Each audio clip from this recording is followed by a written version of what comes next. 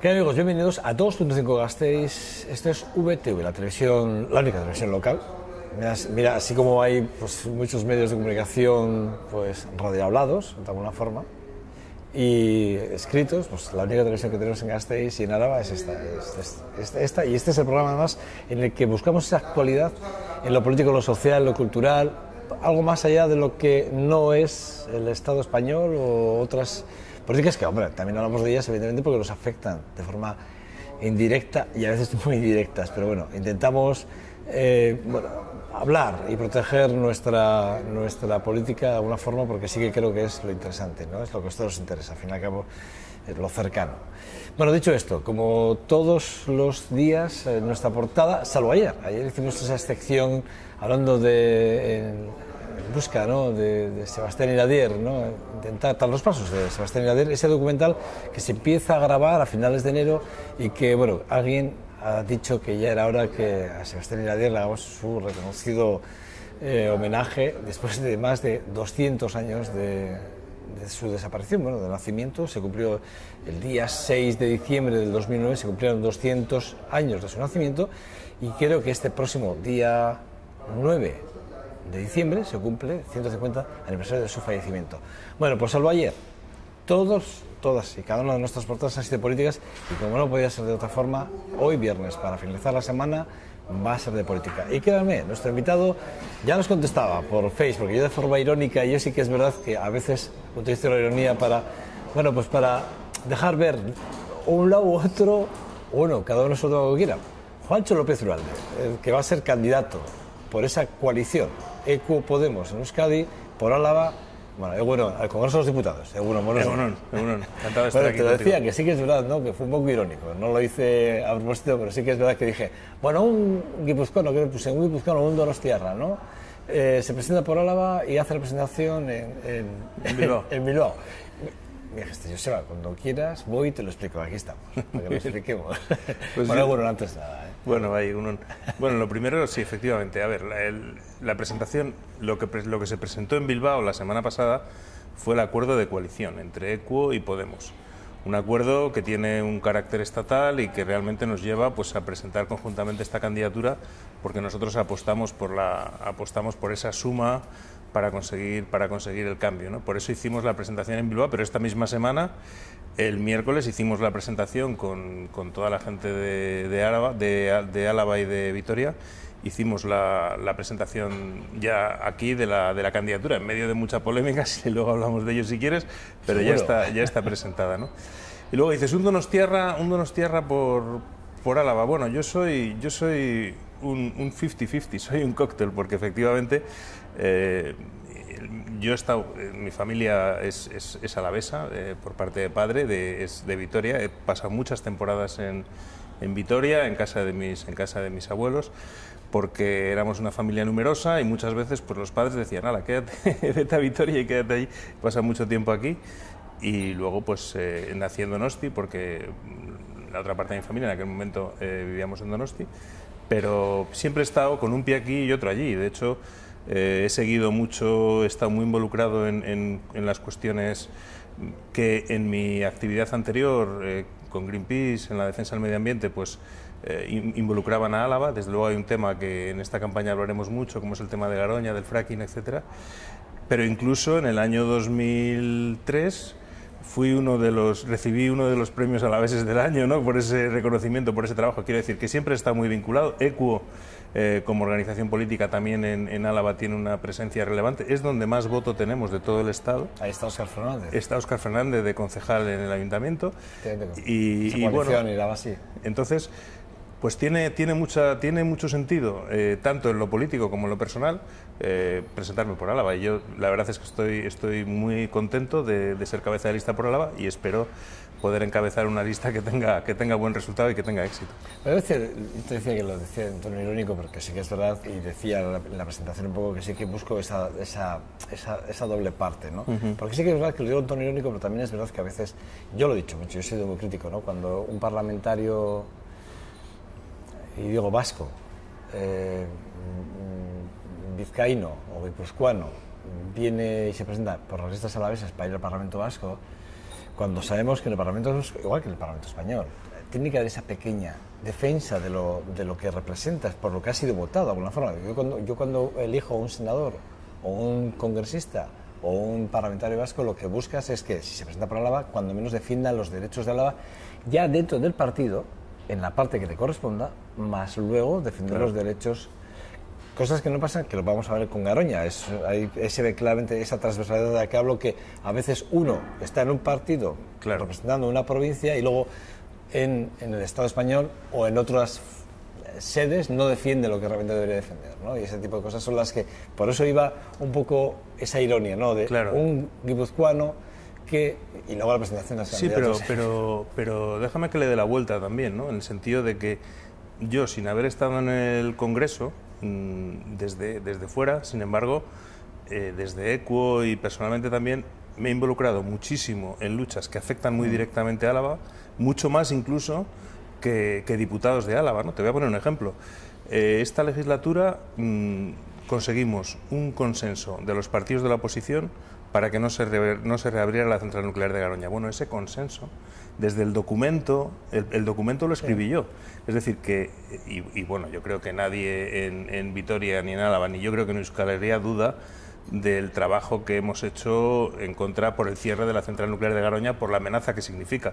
Y ese trabajo está muy bien y es muy necesario hacerlo en Álava, pero donde hay que hacerlo es en el Congreso de los Diputados, hay que hacerlo en Madrid, porque claro, también te digo, hay gente que aquí hace un discurso y hay partidos que aquí hacen un discurso que aquí es más o menos popular y apoyado, pero luego cuando llegan al Congreso de los Diputados se callan y no se dice nada y no se habla. Un poco, ¿no? Entonces, claro, efectivamente, o sea que a veces que no necesariamente se están defendiendo esos intereses, sino que se está simplemente haciendo un discurso diferente en Álava del que se hace en Madrid, en concreto en cuestiones como Garoña es de las cuestiones evidentes. Otro caso es el caso de Treviño, ¿no?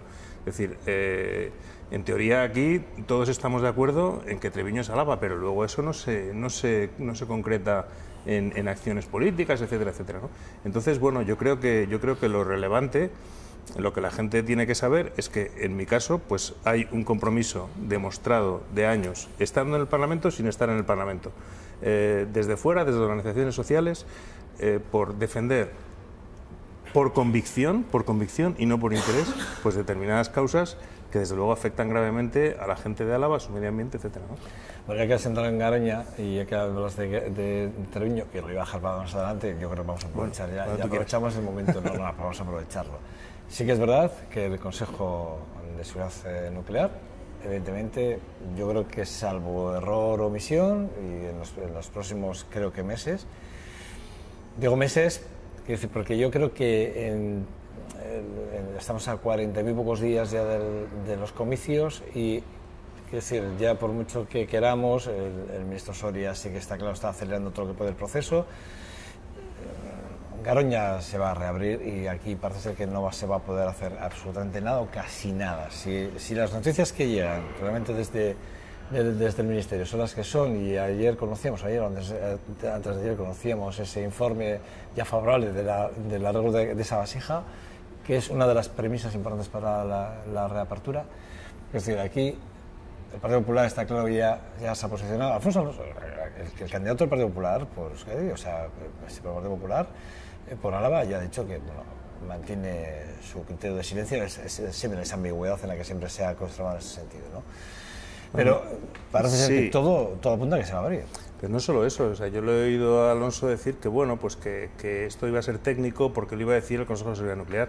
No nos engañemos, el Partido Popular ha dado un golpe de Estado en el Consejo de Seguridad Nuclear. El Consejo de Seguridad Nuclear se compone de 5 consejeros, de los cuales el consenso político, siempre desde la transición, habla de que hubiera 2 del PSOE, 2 del PP, bipartidismo, y 1 que era de Convergencia y Unió, un poco para romper el empate.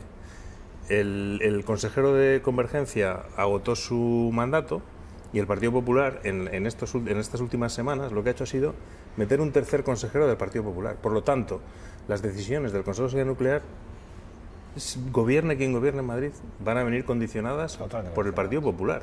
Entonces, esto que dice Alonso de, bueno, el CSN con sus criterios técnicos ya decidirá, no, oiga, no, son ustedes del Partido Popular los que están llevando adelante su posición política favorable a la industria nuclear, al alargamiento de la vida, para que esa nuclear se abra. Yo creo que es una irresponsabilidad que se reabra Garoña.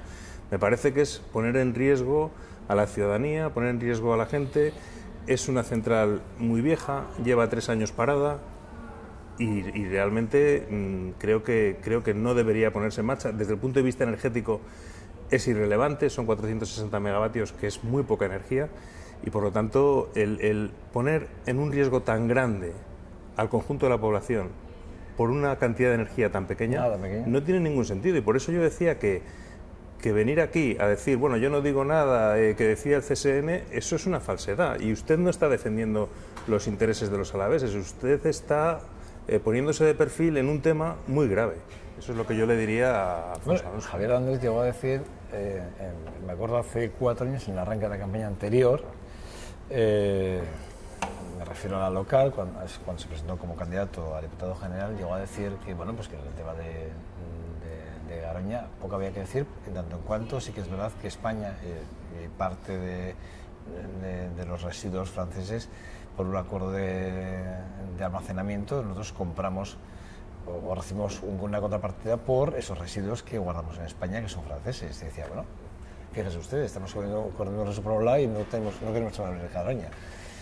Pero este es el mensaje de... Claro, pero no tiene que ver una cosa con otra. Es decir, aquí lo que están es haciendo de Garoña la cabeza de puente, digamos, para un objetivo político y empresarial de las empresas eléctricas, que es alargar la vida de las centrales nucleares de 40 a 60 años, por un tema puramente económico, porque son centrales que ya están amortizadas, que hemos pagado entre todos los españoles y que finalmente lo que generan es un beneficio económico, pero generan un beneficio económico, pero en la medida en que van pasando los años y superan la vida para la que fueron construidas, que es el caso de Garoña, estamos entrando en un escenario de riesgo, en un escenario de alto riesgo. Oiga, esa máquina no fue construida para continuar funcionando después de tanto tiempo, entonces debería cerrarse. Pancho, ¿se puede hacer algo o no se puede hacer nada?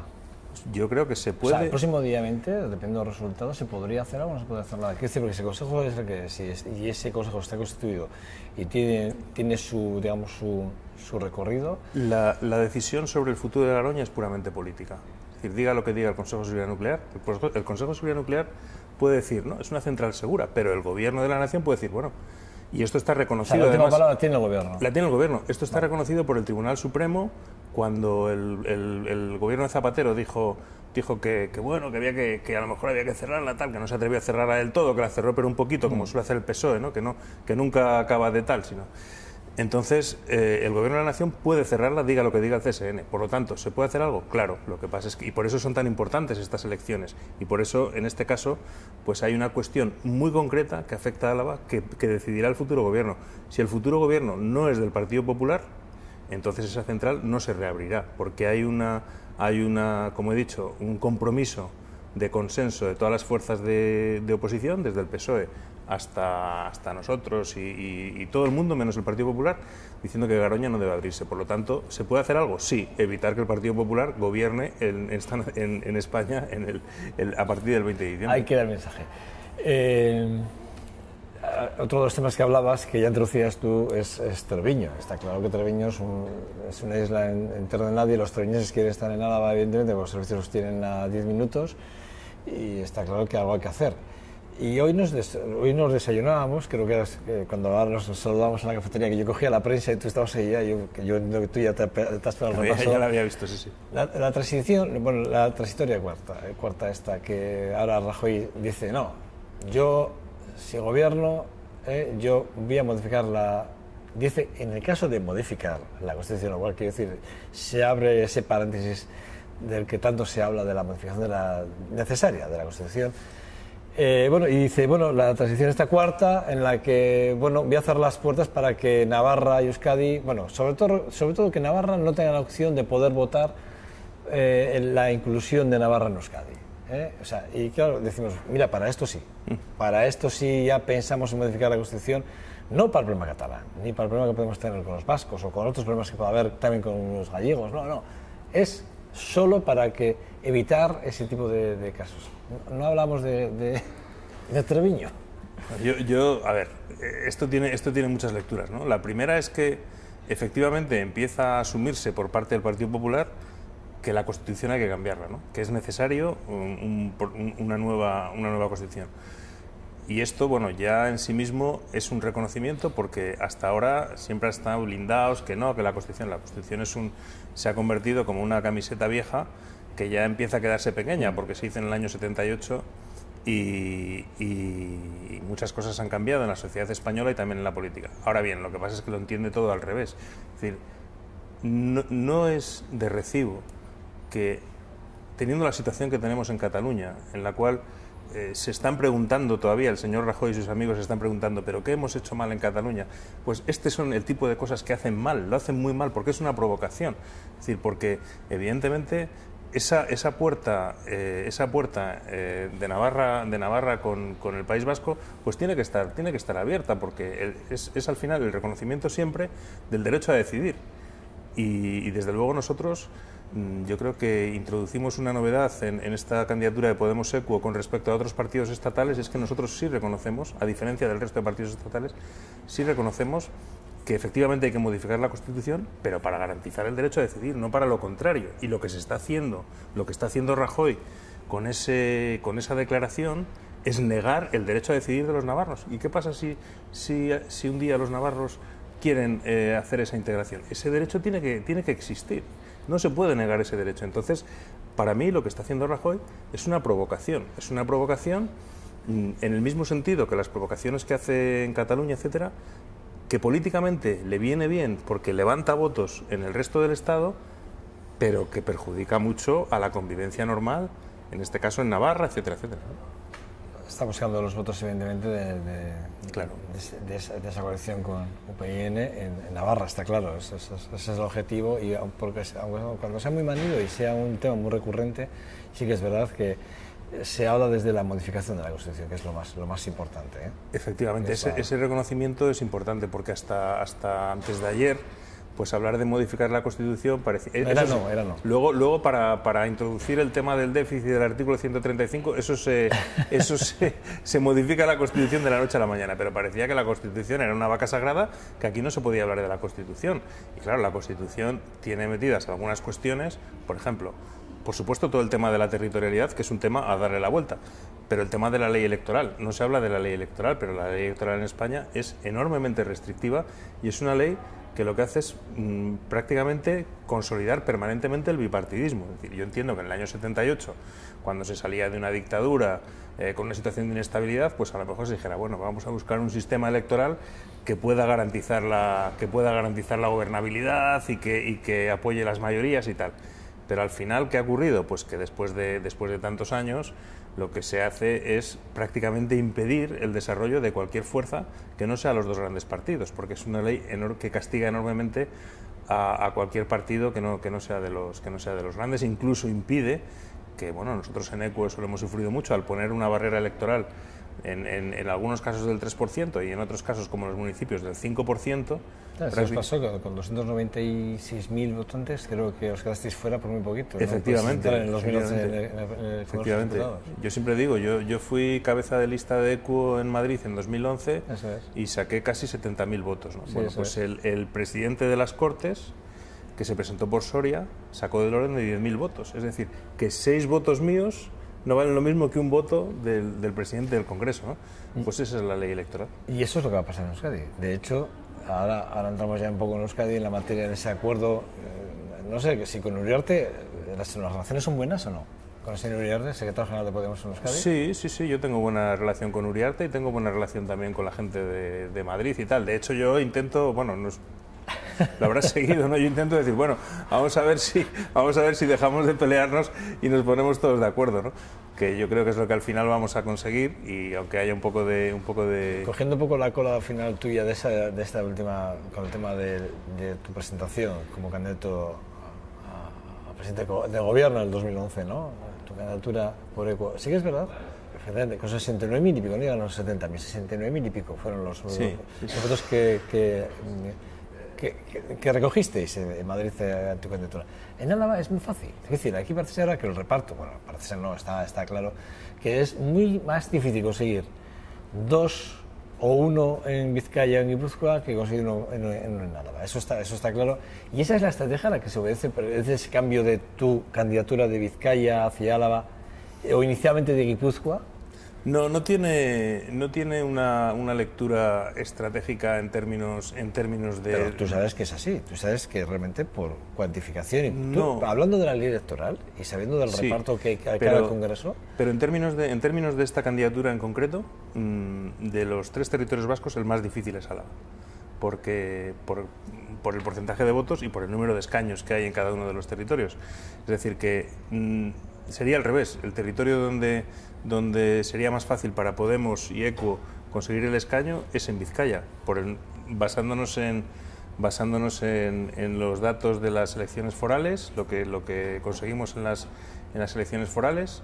Pues en Vizcaya se está hablando, de hecho, la encuesta del Gobierno vasco daba incluso el segundo escaño por Vizcaya, ¿no? Es decir, que no es ni mucho menos un tema de cuál es el escaño más fácil, es un tema de donde políticamente se consideraba que era más necesario, y precisamente se consideró que era más necesario en Álava, pues en primer lugar por el tema de... Bueno, yo quiero decirte lo primero, que yo estoy encantado de ir por Álava, yo quiero ir por Álava, a mí me parece que es un territorio en el cual yo tengo mucho que aportar. Pues la pregunta era un poco qué tal tu relación con Uriarte, porque Uriarte quería que fueses por Vizcaya. Sí, bueno, pero mi resistencia, y es donde realmente hay un problema con Podemos Madrid.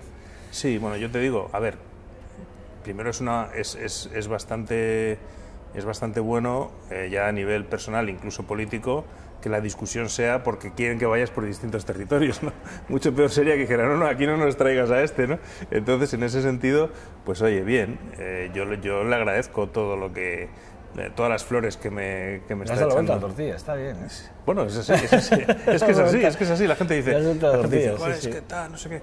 Digo, no, primero, a ver, porque se dicen cosas, este quiere ir por Vizcaya. No, yo desde el primer momento he dicho, no, yo quiero ir por Álava. Lo que ha dicho Uriarte. Sí. Yo digo, no, yo quiero ir por Álava porque creo que es el territorio, primero, donde tenemos el escaño más complicado, donde hay que pelear por él, y donde además, bueno, pues por mi trayectoria, etcétera, donde más yo puedo aportar por los temas que creo que van a estar latentes en esta campaña, ¿no? Que creo que van a ser, bueno, pues algunos de los temas que hemos tratado, y bueno, pues porque también si alguna capital en este caso tiene una cierta cultura verde y ha tocado este tema, es Vitoria, ¿no? Pero no nos vamos a la conversación. El caso es que a mí sí me interesa, es decir, yo sé que a vosotros, a ECO, esto, mira, tú tienes aquí hay un acuerdo, es global, es decir, es transversal, es para todo el país, ECO Podemos. Luego en otros sitios Podemos también habrá llegado a otro acuerdo para ir los 3 juntos o lo que sea, vale. Pero sí que es verdad que cuando se habla de transparencia, cuando uno se le llena la boca diciendo esto es un casta, yo no soy casta, yo soy muy democrático porque someto a mis bases, a mis asambleas, a mis círculos, todas las propuestas, y resulta que viene alguien y dice, no, es que yo quiero que Juancho López Uralde vaya por Álava y el primero, y por imposición, artículo 33, y ya no lo someto ni a mis bases, ni a mis círculos. El secretario general de aquí, de Álava, Fernando Iglesias, aquí en este programa dijo el día 2 de octubre, llegó a decir que él iba a encabezar la lista por Álava. Quiero decir, lo cual quiere decir, hay un golpe de mando fuerte encima de la mesa, y lo que era muy democrático se convierte como algo poco transparente, que, cuidado, repito, a vosotros os ha cogido un poco como, bueno, yo he llegado a un acuerdo, mira, yo no quiero entrar en esta guerra, es verdad, pero, no sé, un poco el nombre de Juancho López Uralde se queda como, joder, si es que al final, si yo simplemente he llegado a un acuerdo, ¿se debería haber puesto esto? ¿Se tenía que haber sometido a las bases ese acuerdo de alguna forma o no? ¿O crees que no? Bueno, yo entiendo, a ver, es que yo entiendo que los procesos han sido profundamente democráticos, es decir, se han hecho primarias por las dos organizaciones. Podemos hizo sus primarias, ECO hizo sus primarias, eso para empezar, es decir, los candidatos y las candidatas han sido elegidos, en todo caso, todos nuestros candidatos y los de Podemos han sido elegidos en las primarias. Ellos, a finales de julio, hicieron una consulta sobre sus bases, sobre la posibilidad de llegar a acuerdos en determinadas condiciones, etcétera. Esas condiciones de esa consulta que ha hecho Podemos es la que pone sobre la mesa a la hora de negociar un acuerdo con nosotros. Nosotros aceptamos esas condiciones porque ponemos por encima de la, como prioridad, ponemos el sumar, el llegar a acuerdos, y nosotros aceptamos esas condiciones para ir juntos en esta candidatura. Entonces, todo el proceso, y sometemos ese acuerdo a la discusión de nuestras bases. También con mucha discusión, porque hay gente que quiere ir solos, otros que sí, que tal. Y al final, en esa consulta sale que sí. En ese acuerdo, ya que nosotros sometemos a nuestras bases, ya vienen los Hay que recordar términos. que es un 54,77, sí, sí. que se 40 dice que sí, contra un 45, Exactamente. que también es... o sea, Es ajustado. Muy ajustado. Estamos hablando de 3.357 total censados para el voto. Sí. El acuerdo es ajustado y, evidentemente, dentro de ECO hay discusión. ¿Por qué hay discusión? Pues, por un lado, porque hay gente que legítimamente considera que ECO debe presentarse en solitario. No es mi posición, porque yo considero que debemos sumar, que son unas elecciones en las cuales es posible un cambio de gobierno y por lo tanto hay que sumar. Y luego también hay gente, en ese 45 también hay gente que sí está de acuerdo con ir con Podemos, pero que el acuerdo le parece insuficiente, etcétera, etcétera, ¿no?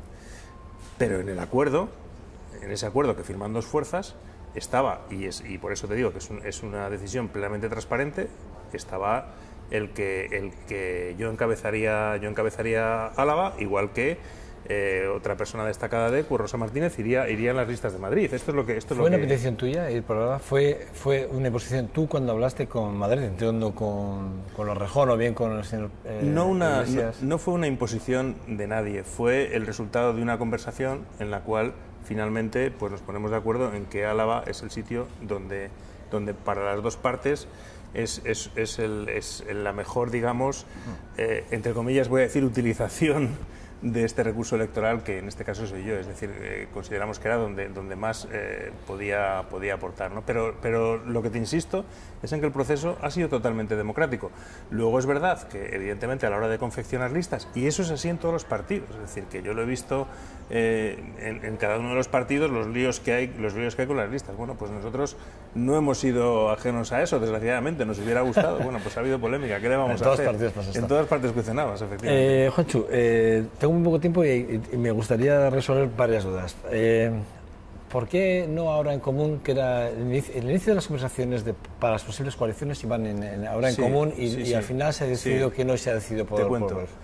Yo estuve muy involucrado en trabajar por una candidatura amplia en la cual estuviéramos todas las fuerzas. Izquierda Unida... Ahora en Común también, Izquierda Unida, todos. Yo tengo una muy buena relación con Alberto Garzón, somos amigos y me parece una excelente persona y un buen político, honesto. El problema es que en las elecciones catalanas se produce una fractura. Con el resultado de las elecciones catalanas, las dos partes principales, los dos actores principales de esta coalición, que eran Izquierda Unida y Podemos, rompen. Yo creo que no es, como se ha querido decir, un tema, digamos, personal de yo me llevo mal contigo y tal, no, sino que es un tema político. Es decir, cada una de las dos fuerzas... Pues eso no es lo que se ha trasladado fuera. No es lo que se ha trasladado, pero es... Es decir, porque los mensajes de uno y otro eran de enfrentamiento, claro. Bueno, de enfrentamiento... En más de una entrevista, sí, hemos visto pero ese cruce de declaraciones en Cataluña. Sí, pero no es personal, es una cuestión de dos organizaciones distintas que las dos consideran que deben presentarse con su propia marca, por los motivos que sean. ¿Nosotros qué hacemos? Como cuando vemos que esa confluencia amplia por la que nosotros trabajábamos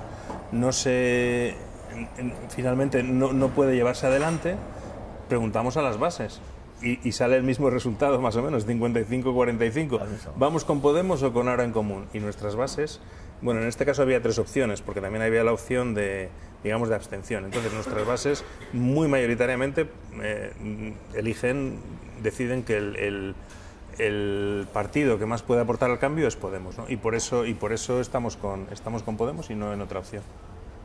El concepto económico está puesto en cuestión y es verdad que todo el mundo, el que menos ya habla de, bueno, revisión. Aquí Pablo Iglesias lo ha dicho claramente y lo dijo el otro día. Es decir, vamos a revisar, si nosotros gobernamos, revisaremos el concepto económico y el cupo. Dijo que revisaremos el cupo. Yo no le he oído decir que revisaremos el concepto económico. En el programa de La Sexta, en el debate que tuvieron ahí los dos, dijo, revisaremos el concepto. No hablo del cupo. No hablo de la ley del cupo, hablo de... No, decir, efectivamente, recuerdo tengo las declaraciones aquí. Sí, es que además sí. ha sido música porque sí que es verdad que como te había oído decir que no, que solo hablaba del cupo, no. Las declaraciones son que revisaríamos el concierto económico. Bueno, yo en ese caso discrepo con Pablo. Es que ahí quería entrar yo, porque sí que me parece que es muy importante. Efectivamente, yo creo que el concierto, bueno, es una herramienta que ha mostrado su validez, su utilidad desde hace mucho tiempo y por lo tanto cuando se dice, bueno, es que es un acuerdo histórico, efectivamente no todos los acuerdos históricos por el hecho de serlos tienen legitimidad, porque hemos hablado del tema de Treviño, que también es un tema histórico y sin embargo abogamos por su cambio, pero sin embargo cuando ha sido efectivo y ha funcionado de manera adecuada, como nosotros consideramos que ha funcionado el concierto, pues no hay por qué modificarlo. Otra cosa es que se discuta, y eso pues entra dentro también de la normalidad de cualquier país, que se discuta el cupo de lo que cada comunidad aporta o no aporta, y eso tiene que estar en el día a día de la acción política. Personalmente, y es la posición de ECO también, nosotros no somos favorables a la revisión del concierto. Vamos, es que yo creo que, es que te iba a preguntar cuáles son las líneas programáticas en las que habéis confluido, si realmente este punto, no sé si lo habéis debatido o habéis hablado.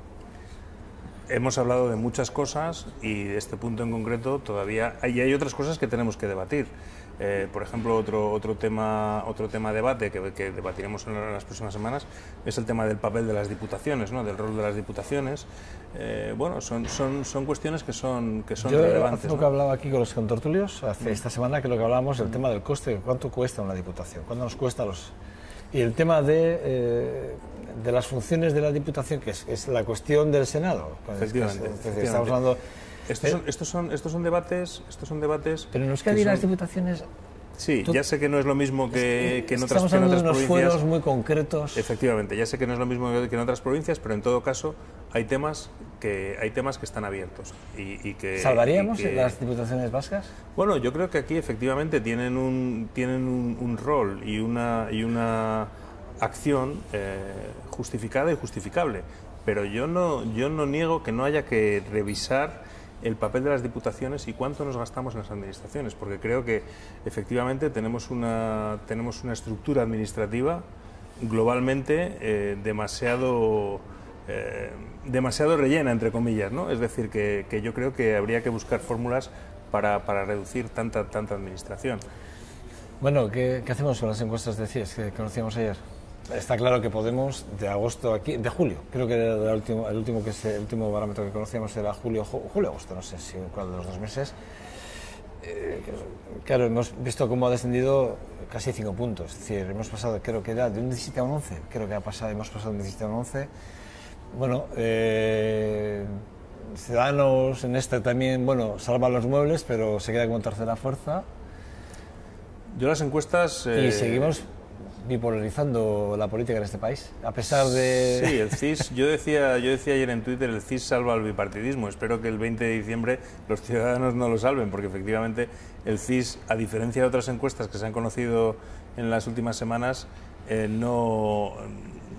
digamos que da claramente un buen resultado al bipartidismo. Nosotros las encuestas las relativizamos cuando son buenas y cuando son malas, ¿no? Cuando sale la encuesta del gobierno vasco que nos daba 4 diputados, dijimos, bueno, esto es una encuesta, esto se tiene que ratificar.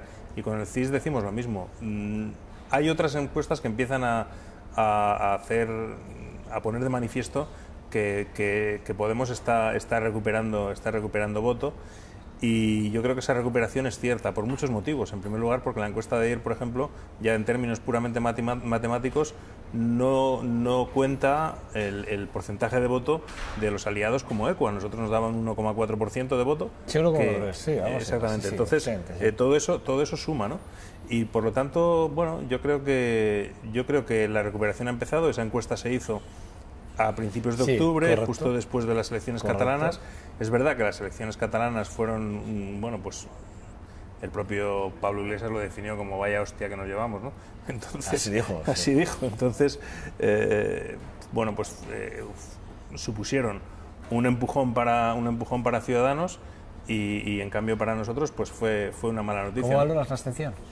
La abstención, bueno, todavía, más que la abstención, la indecisión, ¿no? Todavía hay mucha gente que no ha decidido el voto y en ese sentido, bueno, pues en ese sentido nosotros pensamos que todavía podemos remontar y podemos ser capaces de recuperar un voto que probablemente ahora esté en la abstención y que vote nuestra candidatura, ¿no? Por lo tanto, yo creo que las opciones están abiertas y hay posibilidades de conseguir bueno, pues unos resultados que nos permitan lo que pretendemos, que es influir finalmente en quién va a gobernar este país en los próximos años. Fíjate, antes fue después de las elecciones catalanas, justo después de las elecciones catalanas, pero ya fíjate, a los españoles le preocupa mucho los asuntos autonómicos. O sea, es la primera preocupación, después la segunda preocupación es el paro. Fíjate tú, ¿qué hacemos ahí? Es decir, que Cataluña, está claro, Cataluña, hemos visto lo que dijo el Tribunal Constitucional, permite que, como no puede ser de otra forma, ¿quién va a prohibir un debate? En este país no se puede, vamos, faltaría plus. Que decir, a algunos les gustaría, ¿no? Sí, pero bueno, pero el debate se va... Pero sí que la situación catalana preocupa. ¿Cómo lo veis? Bueno, la situación catalana preocupa y yo me refería antes a lo que ha sido la actitud del gobierno de Rajoy. Es decir, aquí hay dos polos que se autoalimentan el uno al otro y parece que desde el Partido Popular en ocasiones se recurre a la provocación para que el tema se agudice y para que esa polarización, yo creo que se está pensando en el beneficio político a muy corto plazo, sin tener en cuenta el impacto que eso está teniendo sobre la gente y cómo se está produciendo ese alejamiento. Yo insistía en ello, te decía que somos el primer partido de ámbito estatal que realmente decimos, no, esto hay que cambiarlo, hay que buscar otra forma de organizarse, por eso apostamos por una modificación de la Constitución que reconozca el carácter nacional pues de Cataluña o del País Vasco y que permita el derecho a decidir, ¿no? En la medida en que se reconozcan esos derechos de la ciudadanía, yo creo que también se relaja la situación. Y en cambio, cuando se producen declaraciones como la de ayer o cuando se le lleva a más al tribunal, al tribunal ahí denunciado por organizar una consulta, todo eso va en el sentido de la provocación y de la polarización, ¿no? Entonces, claro que hay una preocupación, pero nosotros apostamos por la distensión y por la democracia.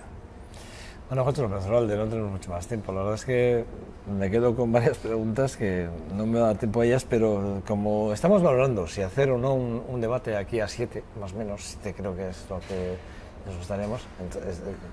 nos gustaría hacer un debate aquí a 7, evidentemente. Por supuesto, estarías invitado a este debate, que además estará, si todo va bien, pues estarás con Alfonso Alonso, bueno, etcétera, todas las cabezas de lista por todas las formaciones políticas que vayan a concurrir en las próximas elecciones el día 20 de diciembre. Pues encantado, cuenta con ello. Nos volvemos a encontrar, si Dios quiere, y espero que no sea esta la primera vez que nos encontramos, sino que nos encontremos no solo en esta vez, sino en la próxima y en otras. Seguro. Un placer. Bueno, y sigue contestándome en el Twitter, que me... Pues claro que sí, yo soy muy activo en Twitter. Ya lo sé. Y además mi cuenta la llevo yo solo, lo cual a veces sí, yo estaba viendo cómo estaban tuiteando, te estaban tuiteando ahora tus compañeros de ECO, en parte de la entrevista que tú y estábamos hablando. Bueno, estaba viendo por aquí. Es una sinergia de comunicación, ¿no? Está bien. Vamos a ver esta entrevista. Antes decías que los partidos pequeños, claro, hay que ir a las redes pequeñas. Tenemos que ir a los medios que son libres y que nos permiten expresarnos. Que nos cubren. Exactamente. Bueno, gracias, Juancho López Olalde. Muy bien, gracias. Candidato de esa formación, de esa coalición ECO-Podemos, candidato al Congreso de los Diputados por Podemos, esa coalición, por Álava, por esta nuestra ciudad. Nació en Guipúzcoa, pero a la vez de adopción, está claro, toda la familia es alavesa. Además, el apellido López Zoroazel. Más alaves que López Olalde no vas a encontrar. No, es verdad, es cierto. Es que ricasco, ¿vale? Es que ricasco, ¿vale? Nada, pausa para la publicidad y nada, ya vamos a tertulia, que ya están por aquí, nuestros son tertulios, supongo que ya mascullando un poco los temas que ayer les propuse. Hasta ahora.